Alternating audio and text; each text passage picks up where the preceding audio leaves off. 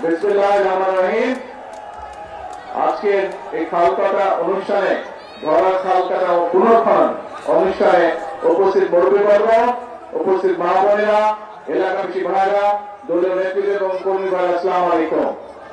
কেমন আছেন সবাই? আজকে এই এলাকার জন্য একটি উল্লেখযোগ্য দিন।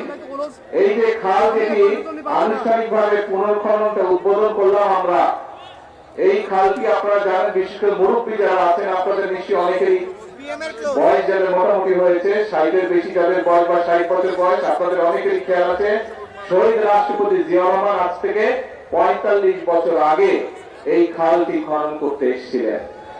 এই খালটি বন্ধ হয়ে যাওয়ার কারণে এলাকার মানুষের অনেক সমস্যা হচ্ছে, বিশেষ করে কৃষকদের। এই খালটি খনন সম্পূর্ণ হলে পরে এই এলাকার প্রায় 4300 কৃষক উপকৃত হবে, প্রায় 20,000 মানুষ এই এলাকার উপকৃত হবে। সমগ্র ময়মনসিংহ জেলাতে প্রায় 2500 কিলোমিটার খাল আছে, যেগুলি খনন বা পুনর্খনন করা প্রয়োজন। এখন প্রিয় ভাই বোনেরা, এই যে খাল পুনর্খনন করলে এই এলাকার মানুষের ক্ষতি হবে না উপকার হবে? উপকার হবে।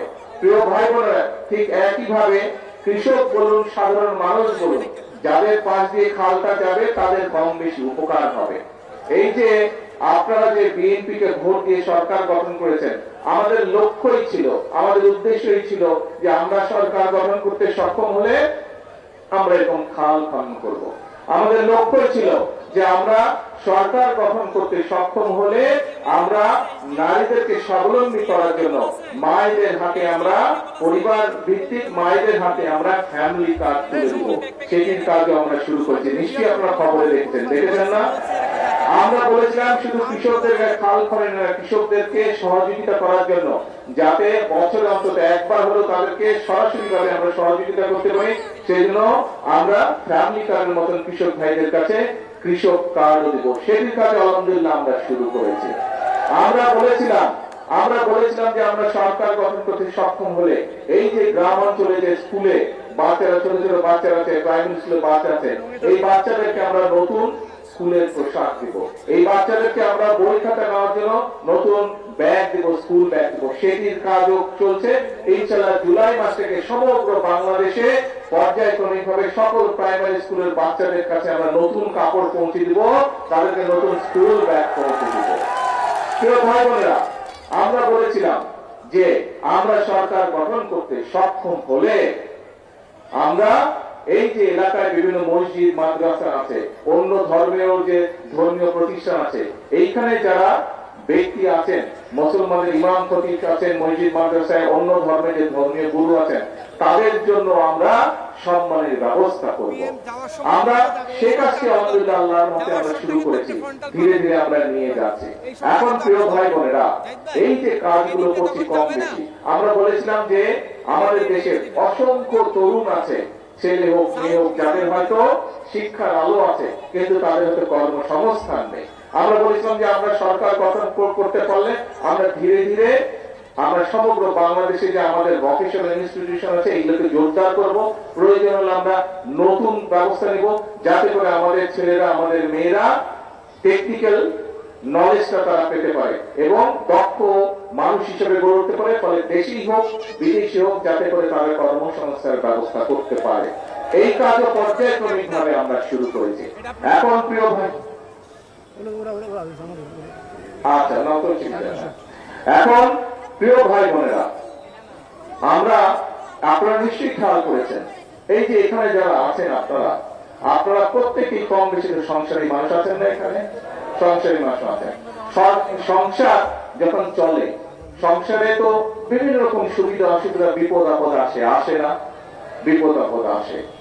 স্বাভাবিকভাবে দেশও একটা পরিবারের মতো, একটা পরিবারে হয়তো 5 জন 7 জন বা 8 জন 10 জন মানুষ থাকে, কিন্তু এই যে বাংলাদেশ নামক বিশাল পরিবার, এই পরিবারে প্রায় 20 কোটি, এই পরিবারের সদস্যের সংখ্যা হচ্ছে প্রায় 20 কোটি। এই 20 কোটি পরিবারের জন্য, এই 20 কোটি মানুষের পরিবারের সদস্যের জন্য ফ্যামিলি কার্ড ব্যবস্থা করা, এই 20 কোটি পরিবারের মানুষের জন্য কৃষক কার্ডের ব্যবস্থা করা, এই 20 কোটি পরিবারের মানুষের জন্য যা এর মধ্যে যারা ইমাম খতিব আছেন তাদের জন্য বিভিন্ন ব্যবস্থা করা। এই 20 কোটি মানুষের পরিবারে যে সন্তানরা আছে, এই যে বললাম প্রাইমারি স্কুলে, তাদের স্কুল ড্রেস তৈরি করা, সেটির ব্যবস্থা করা, স্কুল ব্যাগ তৈরি করা।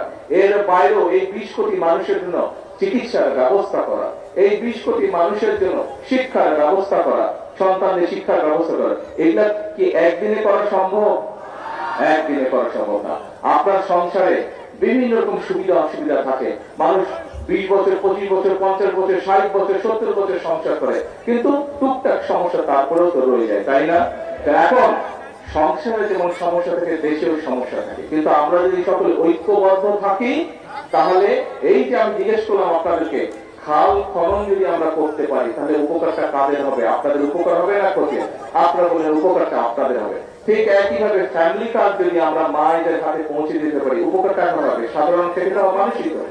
কৃষক কাজ যদি আমরা পৌঁছে দিতে পারি কৃষকদের হাতে, সারা দেশে প্রায় 275 লক্ষ কৃষক আছে বিভিন্ন রকমের, তাদের কাছে যদি পৌঁছে দিতে পারি কৃষকরা, উপকারটা কাদের হবে? কৃষক ভাইদের দিতে হবে। আমরা যদি এলাকার ভিতরে গ্রামে গঞ্জে রাস্তাঘাটগুলো, স্কুল কলেজগুলো, ব্রিজ কালভার্টগুলো ঠিক করতে পারি, তাহলে মানুষের উপকার হবে না অন্য কারো উপকার হবে? মানুষের উপকার হবে। এইভাবে কাজগুলো আমরা করতে চাই। এখন ভাই চলতে গেলে বিভিন্ন কয়েকদিন আগে আপনার কয়েকদিন এই 3-4 দিন আগে ঢাকায় অত্যন্ত অন্যায়, অত্যন্ত দুঃখজনক একটি হৃদয় বিদারক একটি ঘটনা ঘটছে। একটি ছোট্ট বাচ্চাকে কিভাবে হত্যা করা হয়েছে দেখেছেন। এখন আমরা প্রথম থেকে বলে এসেছি যে আইনের দৃষ্টিতে কোন ব্যক্তি যদি অপরাধ করে তার শাস্তি পেতে হবে। আইনের শাসন আমরা প্রতিষ্ঠিত করতে চাই। কিন্তু প্রিয় ভাই বোনেরা, আপনি যখন কোনো কাজ করেন, সেটি আপনার নিজের কাজ হোক, কৃষি কাজ হোক, সেটি যে কোনো কাজ হোক না কেন, সংসারের কাজ হোক, একটা নিয়ম কারণ আছে না? যে কোনো কাজ করতে তো কাজের একটা নিয়ম কারণ আছে। এই নিয়ম কারণটাকে মেনে নিয়েই তো কাজটা করতে হয়, তাই নয় কি? আপনি যদি হাঁস করেন, গরু করেন, ছাগল করেন, ধান চাষ করেন, সবজি শাকসবজি চাষ করেন, তারপরেও তো নিয়ম আছে। কখন আপনি বীজ বুনবেন, কখন আপনি পানি দিবেন, কখন আপনি সার দিবেন, নিয়ম কারণ আছে না? ঠিক যে কোনো অন্যায়কারীর তাকে শাস্তি দিতে হলে, তাকে তার বিচার করতে হলে সরকারের কতগুলো নিয়ম কারণ আছে।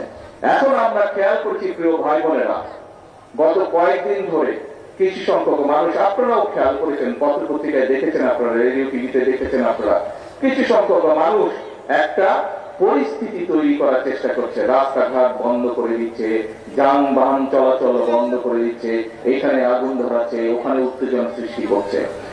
এই কাজগুলো যারা তারা করে, তাহলে আপনারা কি মনে করেন, প্রথমে কি আইনের শাসনকে তারা বাধাগ্রস্ত করছে না? আইনকে আইনের মতন কি চলতে দিচ্ছে না। প্রিয় ভাই বোনেরা, আমরা খেয়াল করে দেখেছি যে এই যে অন্তর্বর্তীকালীন সরকার যখন ক্ষমতায় ছিল, এই 12 তারিখের নির্বাচনের আগে যে অন্তর্বর্তীকালীন সরকার ছিল, সেই সময় আমরা দেখেছি দেশে কয়েকটি দুঃখজনক এরকম অন্যায় ঘটেছে। সেই অন্যায় যখন ঘটেছে, আমি নিজে সেই সকল বাচ্চার মায়েদের সাথে কথা বলেছিলাম। আমাদের দলের আইনজীবী, আমাদের দলের চিকিৎসকরা গিয়ে সেই চিকিৎসা দিয়েছে, আইনজীবীরা গিয়ে সেই আইনি সহায়তা করেছিল। কিন্তু তখন আজকে যেই সকল ব্যক্তিরা হইচই করছে, রাস্তা অবরোধ করছে, বড় বড় কথা হচ্ছে, সেদিন কিন্তু তাদেরকে আমরা মাঠে দেখিনি। সেদিন কিন্তু তাদেরকে আমরা দেখিনি যে তারা অবরোধ করেছে। তাহলে কি আমরা ধরে নেব আজকে যেহেতু জনগণকে 12 তারিখের নির্বাচনে বাংলাদেশের জনগণ যেহেতু বিএনপি কে ভোট দিয়ে সরকার গঠন করতে ক্ষমতা দিয়েছে, সেই জন্যই তাদের জ্বালা হচ্ছে, এবং এই জ্বালার কারণেই তারা এইসব কর্মকাণ্ড করছে। তাই তো আমরা ধরে নেব, তাই নয় কি? আপনারা চিন্তা করে দেখেন প্রিয় ভাই বোনেরা, যারা এই রকম পরিস্থিতি তৈরি করতে চেষ্টা করছে, তারা কিন্তু কৃষককে নিয়ে কোনো কথা বলে না। যারা একটা ঘোলাটে পরিস্থিতি তৈরি করতে চেষ্টা করছে, তারা দেশের মানুষের কর্মসংস্থান নিয়ে কোনো কথা বলে না। যারা এই ধরনের পরিস্থিতি তৈরি করার চেষ্টা করছে, রাস্তাঘাট বন্ধ করে দিয়ে অবরোধ করার চেষ্টা করছে, তারা কিন্তু কৃষকের খাল কাটার কথা বলে না, তারা কৃষক কার্ডের কথা বলে না। যারা এই ধরনের অরাজক পরিস্থিতির সৃষ্টি করার চেষ্টা করছে, তারা কিন্তু ছোট ছোট গ্রামের মাসুম বাচ্চারা কিভাবে স্কুলে খালি পায় যায় সেই দিকে তাদের খেয়াল নাই, তাদেরকে নতুন পোশাক দেওয়ার কথা বলে না। প্রিয় ভাই বোনেরা, আজকে যারা দেশের এইরকম পরিস্থিতি তৈরি করতে চায় তাদের ব্যাপারে আপনাদেরকে সতর্ক থাকতে হবে, কারণ তারা অরাজক পরিস্থিতি সৃষ্টি করতে চাইছে। তারা যদি অরাজক পরিস্থিতি সৃষ্টি হয়, এই খাল কাটা বন্ধ হয়ে যাবে সারা বাংলাদেশে। ক্ষতিগ্রস্ত কে হবে? তারা যদি অরাজক পরিস্থিতি সৃষ্টি করে তাহলে ফ্যামিলি কার্ডের যে বিতরণ, সেই বিতরণ বন্ধ হয়ে যাবে। ক্ষতিগ্রস্ত কে হবে? তারা যদি অরাজক পরিস্থিতি সৃষ্টি করে তাহলে কৃষক কার্ডের বিতরণ বন্ধ হয়ে যাবে। ক্ষতিগ্রস্ত কে হবে? তারা যদি অরাজক পরিস্থিতি সৃষ্টি করে তাহলে ইমাম সাহেবদের, মুয়াজ্জিন সাহেবদের, খতিব সাহেবদের, অন্যান্য ধর্মের যে ধর্মগুরু আছেন তাদের সম্মানী দেওয়া বন্ধ হয়ে যাবে। ক্ষতিগ্রস্ত কে হবে? প্রিয় ভাই বোনেরা, তারা যদি অরাজক পরিস্থিতি সৃষ্টি করে রাস্তাঘাট বন্ধ করে তাহলে গ্রামের বাচ্চাদেরকে যে আমরা নতুন স্কুল ড্রেস দিতে চাইছি, গ্রামের বাচ্চাদেরকে যে স্কুল ব্যাগ দিতে চাইছি, সেই প্রক্রিয়া বন্ধ হয়ে যাবে। ক্ষতিগ্রস্ত কে হবে? গ্রামের বাচ্চারা হবে। প্রত্যেকটি ক্ষেত্রে তাদের সেই অরাজক পরিস্থিতির কারণে ক্ষতিগ্রস্ত হবে গ্রামে বসবাসকারী খেটে খাওয়া মানুষ। প্রিয় ভাই বোনেরা, সেই জন্যই আজকে আমাদেরকে সতর্ক হতে হবে। আপনারা পত্রিকা পড়েন, আপনারা সোশ্যাল মিডিয়ায় যান, খবর নিয়ে দেখেন, ওই যে 5ই আগস্ট যাদেরকে দেশের এই বাংলাদেশের মানুষ এই দেশ থেকে বিতাড়িত করে দিয়েছিল, এই এখন যারা অরাজকতা সৃষ্টি করতে চাইছে, খবর নিয়ে দেখেন, ওই 5ই আগস্টে যারা বিতাড়িত তাদের সাথে এরা তলে তলে আবার খাতির শুরু করেছে। যেইভাবে 96 সালে করেছিল, যেইভাবে 86 সালে করেছিল, তাদের সাথে নতুন কয়েকটি লেজও গজিয়েছে, সুন্দর ছোট ছোট লেজও গজিয়েছে। প্রিয় ভাই বোনেরা, কাজেই আমরা এই দেশ থেকে স্বৈরাচারকে বিদায় করেছি। বাংলাদেশের জনগণ রাজপথে নেমে স্বৈরাচারকে বিদায় করেছে এই দেশ থেকে। যেই স্বৈরাচার বাংলাদেশের মানুষের ভোটের অধিকারকে কেড়ে নিয়েছিল, যেই স্বৈরাচার বাংলাদেশের মানুষের কথা বলার অধিকার কেড়ে নিয়েছিল, যেই স্বৈরাচার বাংলাদেশের খেটে খাওয়া মানুষ, গ্রামে বসবাসকারী মানুষের সকল প্রকার উন্নয়ন বলাদের বন্ধ করে দিয়েছিল, সেই স্বৈরাচারকে এই বাংলাদেশের মানুষ ছাত্র জনতা এক রাজপথে একত্রিত হয়ে তাদেরকে এই দেশ থেকে বের করে দিয়েছে। প্রিয় ভাই বোনেরা, এখন বাংলাদেশের মানুষ দেশ গঠন করতে চায়। বাংলাদেশের মানুষ তার ভাগ্যের পরিবর্তন করতে চায়।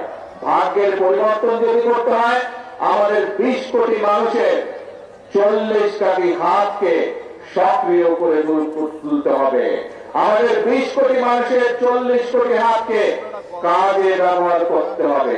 আমাদের 20 কোটি মানুষের 40 কোটি হাতে কোদাল নিতে হবে, শ্রমিকের হাত তৈরি করতে হবে, দক্ষ শ্রমিকের হাত তৈরি করতে হবে। আমাদের 20 কোটি মানুষের 40 কোটি হাত দিয়ে নতুন ব্রিজ, কালভার্ট, স্কুল, কলেজ, হাসপাতাল তৈরি করতে হবে।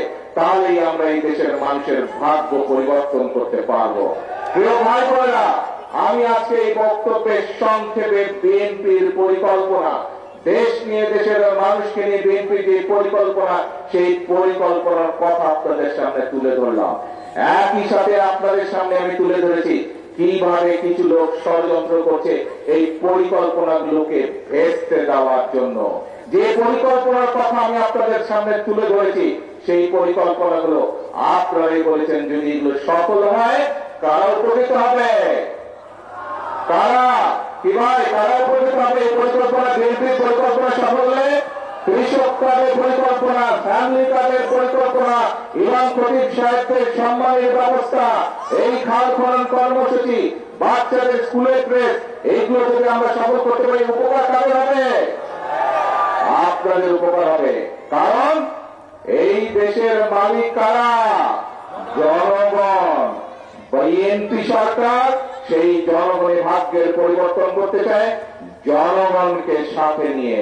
প্রিয় ভাই বোনেরা, আজকে সময় এসেছে মানুষের ভাগ্যের পরিবর্তনের জন্য যে কাজগুলো, সেগুলো একদিকে সফল করা, আরেকদিকে যারা ন্যায় বিচারকে, সঠিক বিচারকে বাধাগ্রস্ত করার জন্য বিভ্রান্তি ছড়াচ্ছে, আরেকদিকে যারা মানুষের জন্য গৃহীত কর্মসূচিকে বাধাগ্রস্তের জন্য বিভ্রান্তি ছড়াচ্ছে তাদের ব্যাপারে বাংলাদেশের মানুষকে সজাগ থাকতে হবে।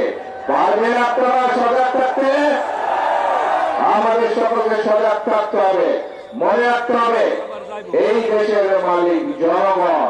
কিছু সংখ্যক মানুষ এসে বিভ্রান্ত ছড়াবে আর তারা সফল হয়ে যাবে, মানুষের ভাগ করে তারা ছিনিমিনি করবে। এই কাজ আর হতে দেওয়া যাবে না। যারা জনগণের সাথে থাকবে, জনগণের পাশে থাকবে, জনগণের জন্য কাজ করবে, বাংলাদেশের জনগণ তাদেরকে সাথে নিয়ে এই দেশকে রক্ষা করবে যে কোনো ষড়যন্ত্রের হাত থেকে। ঠিক? এবং সেই জন্যই আমি বলি এই দেশ আমাদেরকেই গড়ে দিতে হবে, এই দেশ আমাদেরকেই করতে হবে, জনগণকে সাথে নিয়ে করতে হবে। নিজের দেশ, আপনি নিজের ক্ষেত খামারি, নিজের ঘর বাড়ি যেভাবে নিজে গড়ে তুলেছেন, নিজে যত্ন নিয়েছেন, দেশটাও আমাদের সকলের নিজের। এইখানে আমরা যত মানুষ উপস্থিত হচ্ছে প্রত্যেকে হচ্ছে এই দেশের অংশীদার, প্রত্যেকে হচ্ছে এই দেশের মালিক। কাজেই আমার ঘর আমাকেই দেখতে হবে, আমাদের দেশ আমাদেরকেই দেখতে হবে। আমাদের দেশের স্বাধীনতা, আমাদের দেশের সার্বভৌমত্ব, আমাদের দেশের মানুষের স্বার্থ আমরাই দেখব এবং যে কোনো ষড়যন্ত্র প্রতিহত করবো আমরা, ইনশাল্লাহ পারবেন। আসুন তাহলে আজ থেকে আমাদেরকে সতর্ক থাকতে হবে যে যারা বিভ্রান্তি ছড়ানোর চেষ্টা করছে, যারা আইনের শাসনকে প্রতিষ্ঠিত হওয়ার জন্য বাধাগ্রস্ত করছে, যারা মানুষকে বিভ্রান্ত করার চেষ্টা করছে, তাদের বিরুদ্ধে আসলে আমরা আজকে সজাগ থাকবো, তাদের বিরুদ্ধে আমরা সতর্ক থাকবো। এবং আমাদের আজকের প্রতিশ্রুতি সেই খাল খনন করার মধ্যে দিয়ে আমাদের প্রতিশ্রুতি হচ্ছে একটি কর্মকাজ করবে সবার আগে। কি ভাই, সবার আগে বাংলাদেশ। আল্লাহ হাফেজ। বাংলাদেশ জিন্দাবাদ, বাংলাদেশ জাতীয়তাবাদী দল জিন্দাবাদ। আসসালামু আলাইকুম।